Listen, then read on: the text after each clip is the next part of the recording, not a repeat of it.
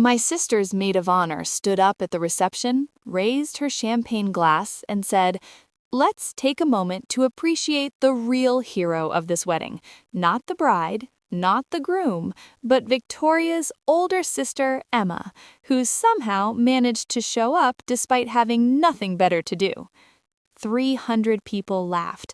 My mother smiled, my sister looked away, and I sat there in a dress I'd bought at Target, holding a glass of water because I couldn't afford the bar minimum, and felt myself disappear. And that was the moment everything changed. My name is Emma Blackwell, I'm 31 years old, and I just sat through the most humiliating 2 hours of my life. Let me back up. I grew up in San Diego, upper middle class family. My father, Richard, runs a consulting firm. My mother, Patricia, does whatever wealthy mothers do. My younger sister, Victoria, is 27, beautiful, charming, golden child. And me, I'm the disappointment, the one who didn't go to law school, didn't marry rich, didn't follow the plan. I became a social worker, worked with homeless youth, made $38,000 a year. My family acted like I'd joined a cult. Victoria's wedding was at the Meridian Estate, a luxury venue in La Jolla overlooking the ocean. I couldn't afford a +1, couldn't afford the bridal shower gift they wanted, could barely afford the dress. But I came because she's my sister. The ceremony was beautiful. Victoria looked perfect. Her husband, Brandon, came from old money. Everything was exactly what my parents wanted. Except me. I was seated at table 19, the overflow table, with distant cousins I'd never met and my aunt's third husband. My parents were at table 1 with Victoria, Brandon's family, the important people. I watched from the back as they toasted, laughed, celebrated, and I felt like a ghost. Then came the speeches. The best man talked about Brandon's Yale days. The maid of honor, Victoria's college roommate Stephanie, stood up. I've known Victoria for 8 years, and in that time, I've watched her become the most incredible woman. Smart, successful, everything she touches turns to gold. She paused, looked around the room.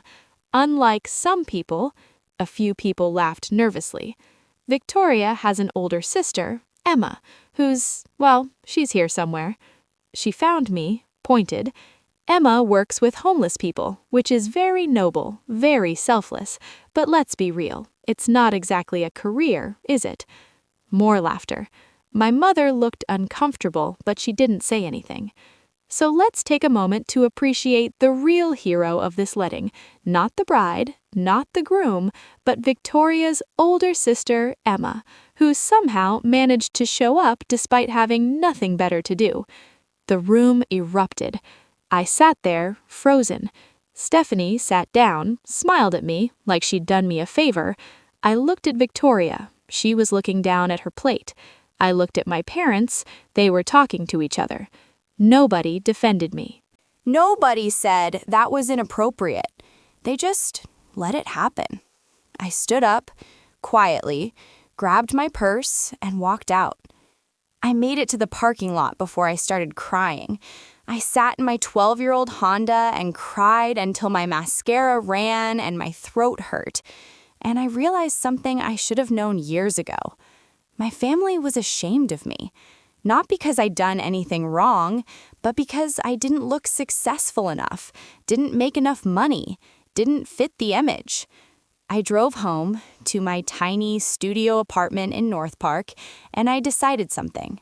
I was done trying to prove myself to people who would never see me. I didn't talk to my family for 2 weeks. Nobody called, nobody texted, nobody apologized. And I realized they probably didn't even notice I'd left. They thought that was the end of my story. They had no idea who I really was.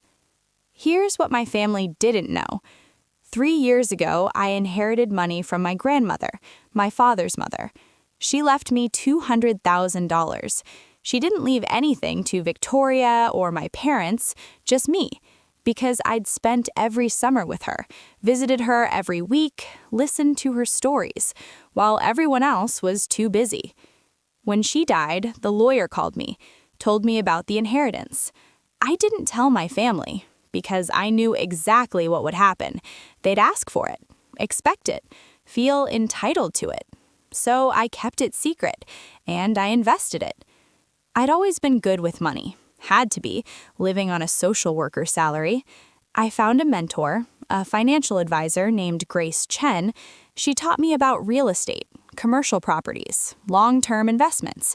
I started small, bought a duplex, rented it out, then a small office building, then another. Over 3 years, I built a portfolio worth over $1 million.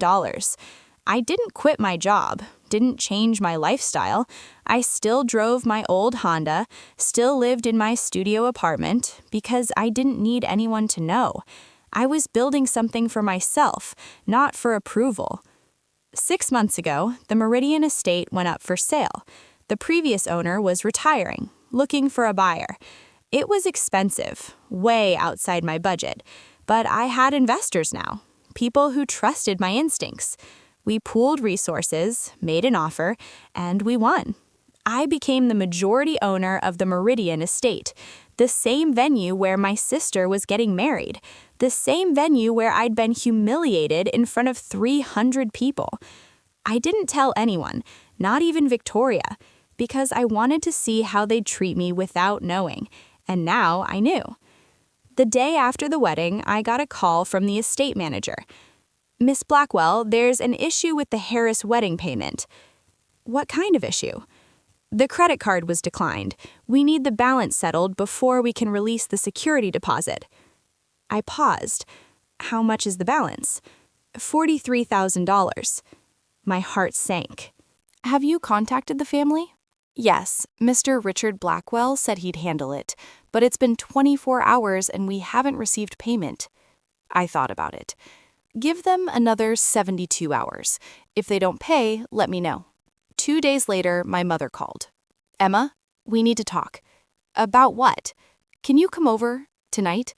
Something in her voice made me uneasy. "Why?" "Just come, please." I drove to my parents' house in Rancho Santa Fe, the same house I grew up in, where I'd never quite belonged. My father was in the living room, my mother, Victoria, Brandon, and a man I didn't recognize. "Emma, this is Gerald Foster. He's a financial advisor." I looked at Gerald. He looked uncomfortable. "What's going on?" My father cleared his throat. "We're having some cash flow issues." "Okay." "The wedding was more expensive than we anticipated, and some of our investments haven't performed as expected." I waited. "We need to borrow some money, just temporarily, until things stabilize." "How much?" $50,000. I stared at him. "You want me to lend you $50,000? "Not lend, we'll pay you back, with interest." I almost laughed. "I make $38,000 a year. Where would I get $50,000? Victoria spoke up. "Grandma's inheritance." I went cold. "How do you know about that?" "Dad told us, last year, when he was trying to get Grandma to change her will." I looked at my father. "You knew about the inheritance?" "Of course I knew. She was my mother. And you tried to get her to change it?" "I tried to convince her to be fair, to split it between you and Victoria."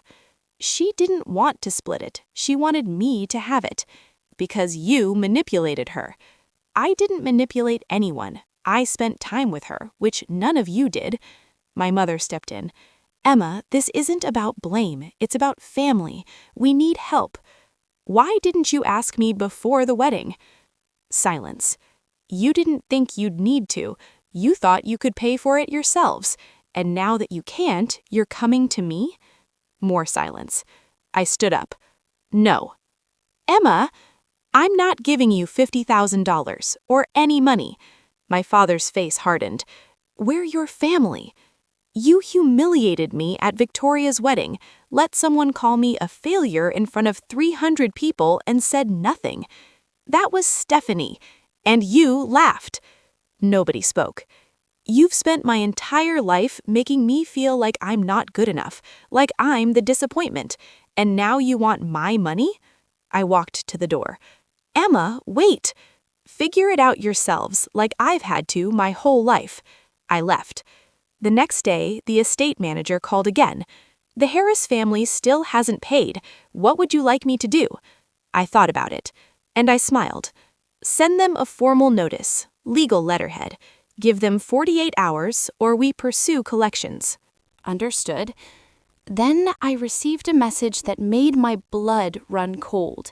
An email from Victoria. Subject, please.